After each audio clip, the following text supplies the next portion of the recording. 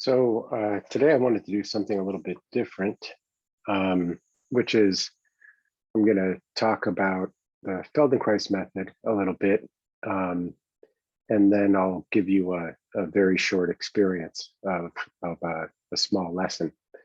And so if you want more of a background on the Feldenkrais method beyond what I'm talking about today, I have a video with one of my teachers, Anastasi Siotis, and you can listen to that. And we talk a lot about the background of the method. But basically, it was started by a guy named Moshe Feldenkrais, and the simple story that I heard is that he had injured his knee quite badly. He was a very prominent judo practitioner, as well as being an engineer and brilliant kind of career background. But in any case, he hurt his knee and he went to a doctor. The doctor had suggested surgery, and he asked the doctor what the percentage of success was for the surgery. And the doctor said something like, well, it's about 50-50 chance.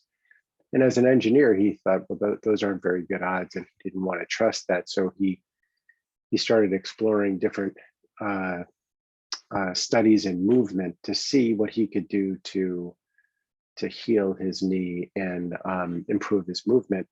And as a result, ended up over time developing a whole method for exploring movement. And a lot of times when I talk to somebody about Feldenkrais who's not familiar with it, they might ask, well, is it like yoga or is it like martial arts? I would say the closest thing would be a combination of some of those things.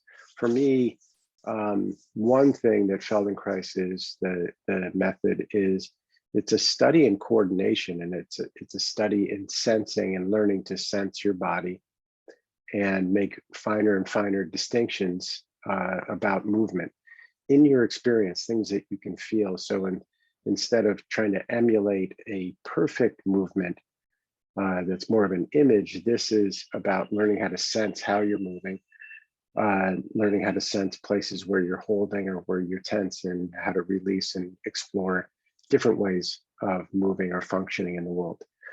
And what I love about it, I mean, there's many things that I love about it, but my experience of the method and why I practice it very regularly is that when I'm doing it, I'll all of a sudden have an aha moment, perhaps about a completely different area of my life. And that's one thing that I love about it, because in my coaching work, I love change. When you have a change in one area that's brought about by exploring a different aspect of your life or a different aspect of your community, of your experience, and having that impact the area where you're struggling. So that's a little bit about the method. And before we do this exercise, there's a couple of things I'll say. Feldenkrais is not exercise per se. It's not about efforting. It's not about strength training. So as I guide this, the guidelines are everything should be done as gently and as easily as possible. So for example, I'm gonna invite you to tilt your head at one point, and it's not meant to be a stretch. It's just going as far as you can go easily. And certainly if anything was uncomfortable, then I'm going to ask that you don't do that. So this is a very simple lesson that I was guided through by a buddy of mine who's no longer with us, a guy named Kevin Creedon, wonderful practitioner of both NLP and Feldenkrais. And that's another interesting thing. If you are an NLP fan, people will say that NLP is sort of for the mind and Feldenkrais is for the body. So they'll say that Feldenkrais is the NLP of the body and NLP is the Feldenkrais of the mind. So in any case, this is a very simple lesson. And although I'm going to be doing the movements, it's actually better if you just listen to the verbal instruction and follow along that way. And this simple lesson is for the neck and the shoulders. And again, everything is soft and gently as possible. So you want to start sitting up, instead of leaning back, just sitting up in a chair with your feet on the ground would be best. And then the first movement is we're just going to tip our head to the right. So even though I'm angled a little bit differently on the camera, just going directly to the right and back. And just do that very gently a few times, just to the right side. Back. And again, back. Okay, so that's the first bit. And then the second movement is to take your right shoulder and move it up in the direction of your ear. But again, not squeezing, nothing forceful, just very gently raising the shoulder and then lowering the shoulder and raising it and lowering it. Okay, and then you can let that go, take a break for a second. In Feldenkrais, it's very important to take breaks and sort of let your system reset. So next movement is we're going to tilt to the right, and we're going to move our head forward and back just very gently. And back up, pause. And then again, tilt to the right, forward and back. And back up. Great, and then pause. Notice your breathing. And then we'll raise our shoulder again and let the shoulder move forward and back. And then let that go. And one more time. Shoulder forward and back. And let that go. Great. And again, pause. Notice your breathing. And this time we're going to raise our shoulder and lower our head at the same time. Come back. Lower the head and raise the shoulder. Come back. And pause. And this time we're going to raise our shoulder and lower our head. And we're going to rub our shoulder with our ear. Or at least as close as you can get comfortably, just rubbing our shoulder with our ear. And let it go. And again, rubbing your shoulder with your ear. And let it go. And then we're going to do the same thing, but this time rubbing our ear with our shoulder. And let it go. Rub the ear with the shoulder. And then let it go, and let's just pause for a minute to rest. You can sort of take a scan even of the rest of your body. One thing that's so interesting in this work is that sometimes we'll work on one part of our body, and invariably there's an impact somewhere else in our body. Now you'll notice so far that we've only been doing these movements on the right side, and yet you may feel, most likely you'll feel some impact on the left side as well. Okay, and now we're going to do one more, which is, again, lower your head and raise your shoulder, and you're going to rub your ear and your shoulder forward and back at the same time. So now they're both moving.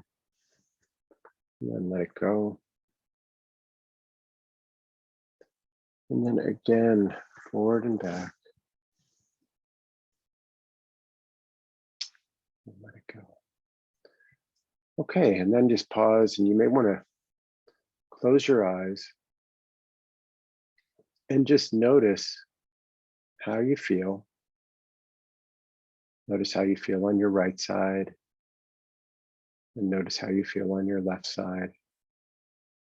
Perhaps notice any differences in your right shoulder and in your left shoulder, and in your neck and in your head. Now, we only did one side, and sometimes when Moshe Feldenkrais would have his students do a lesson, sometimes they would only do it on one side because he knew that our nervous system is always trying to learn. And so mentally, we're starting to process it on the other side. And so what we're going to do now is I'm going to guide you through again. And you can do this two ways. You can either follow along on the left side, or you can do it in your imagination. And I would actually recommend that, just so you have that experience. And you can always go back in the recording and do it after you do it in your imagination.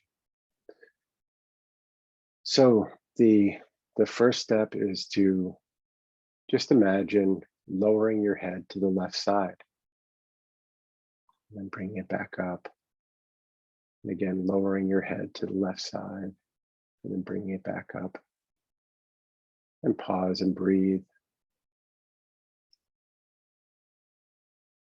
And then you can imagine bringing your left shoulder up in the direction of your left ear. And then letting it relax and bringing it up and letting it relax. And pause. Notice your breathing, notice your shoulders. And then you can imagine lowering your head to the left and moving it forward and backward. Lowering to the left and moving it forward and backward. And then bring it back up and pause. Notice your breathing. Notice where you're breathing. Notice your contact with your chair. And then you can imagine bringing your left shoulder up and moving it forward and backward. Let it go. Bring your left shoulder up, move it forward and backward. And then release that. And now for the last step, you can imagine raising your shoulder and your ear, lowering your ear, and rubbing them both forward and backward.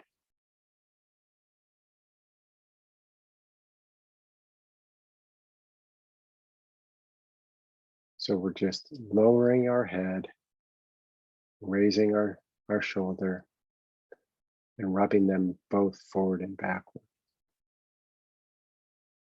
And then you can just let that all go.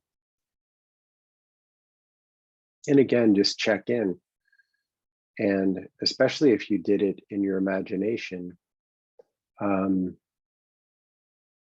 what was the impact of doing it in your imagination? As I was walking you through this, I noticed that side of my neck, everything has released considerably.